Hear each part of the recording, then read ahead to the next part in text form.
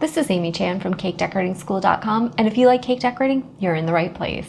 If you're interested in this product, check out the links in the description. In this video, we're talking about cake combs.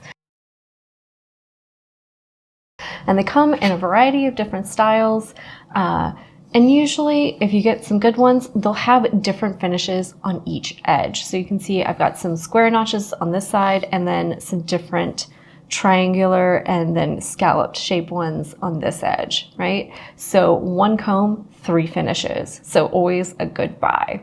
And typically you want to use this with softer frostings. So to that end, I have some stabilized whipped cream off to the side and I've colored it just so that the patterns stand out a little more. And I'm going to smooth some on the tray, which would be about like if you covered the sides of your cake and then you ran the comb across it.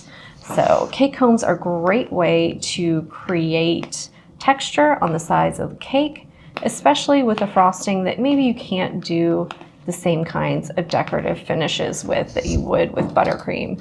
So I'm just going to smooth out a little bit of this and then pass my comb over it so that you can see the patterns. And it's important to put the comb across the frosting before it has time to set up.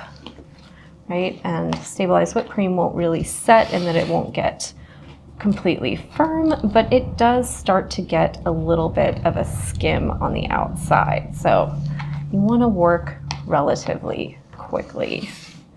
I'm just going to try and get a large area so I can pass more than one of these patterns over it. And the key is that the frosting has to be relatively thick because you're going to dig into part of it with the comb, which isn't exactly easy to do on a tray. But we'll go ahead and you can see that gives us nice vertical lines. And if your frosting is even and your pressure is even, then you will get even indentations. And you can see that one gives us a different set of ridges. Right? And that one gives us more of a scalloped pattern. So one comb gives us 3 finishes. And they're great for finishing the sides of your cakes.